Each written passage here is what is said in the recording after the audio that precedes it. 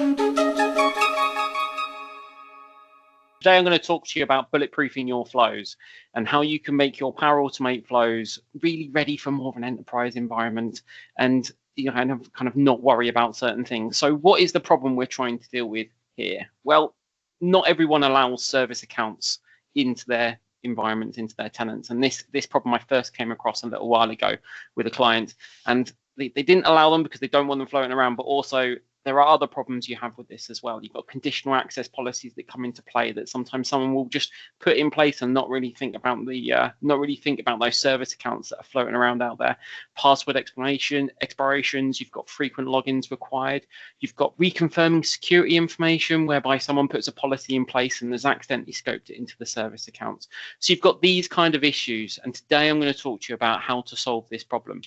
But before I go any further, introduce me. So my name's Ian Tweedy. Yes, it's my first time on this community call today. Thank you very much for having me along. I'm a senior technical consultant at Capgemini. I'm also a technical coach. I also a professional background. I've done about 18 years or so in the IT industry. Started off fixing my neighbours' computers and worked my way up through all sorts of different jobs, from Asterix telephone servers on Linux to like into the world of Microsoft and users shouting at me on a Monday morning. And it's all fun and games. It's all fun and games. But I've come into the world of biz apps, been here a little while, 16 certifications. Community involvement, try to get involved as possible with the community. I've written 16 community tools all hosted on a website called mytora.io, which is kind of like a way of putting them somewhere. Get around 500,000 hits on those on a monthly basis, which is pretty good, although would love to get those higher. Digital transformation trustee for a non-for-profit organization as well. I'm also, if you're in the northeast of England, I run the Newcastle user group, so the Newcastle Power Platform user group. Doubt anyone is on this call, but if you are, we've got our next meeting on the 27th. Come along. So back to the subject at hand. What are we going to do? Well, today I'm going to show you how to create and configure an app registration to allow you to do this, assign API permissions, then very importantly, restrict them down, because the last thing you want to do is you want an overprivileged credential floating around on your network. That doesn't feel very enterprise-ness, does it?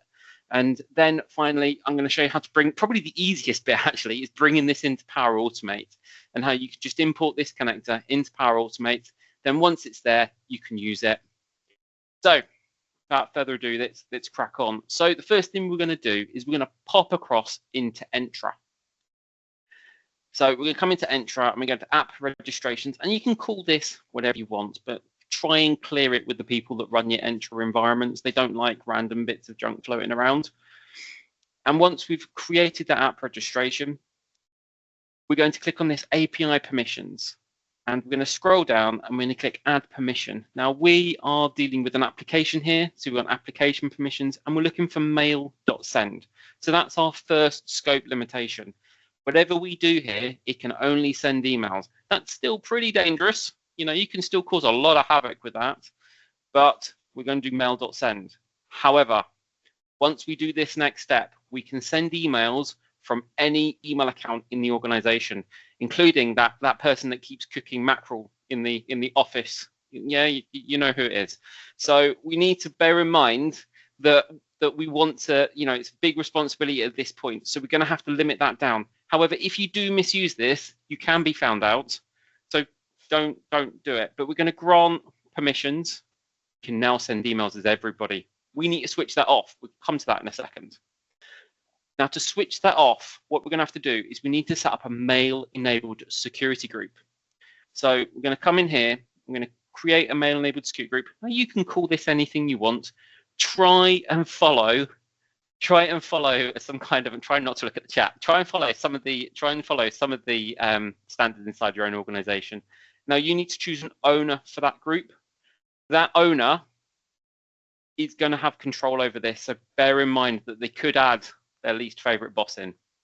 And you need to give, and then you need to add members, and then you need to give this security group, an email address.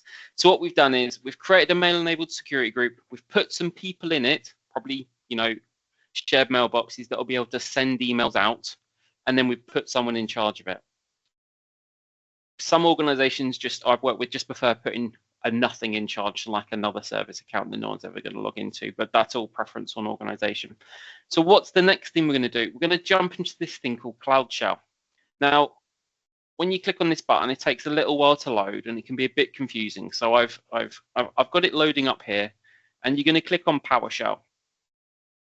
And once we clicked on PowerShell, you're going to choose somewhere to put the storage account, and you're going to put it inside of a subscription. However, when it loads, you've got yourself some PowerShell. Now that PowerShell module, that PowerShell screen, you need to put some stuff in there. So we're going to click on this import module, Exchange Online Management. The next thing we're going to do, and you can do this on your device as well if you want, but I chose the online route because I thought everyone would be able to access it. We're then going to connect Exchange Online -device. Now there are other methods, Microsoft Learn will tell you, but this is the easiest one I found to talk other people through. So so you do that, and that gets you logged into a session. The next thing we're going to do is create something called an application access policy. Now this, currently we're able to send emails from everybody, and this is what limits it back down, which is very, very important.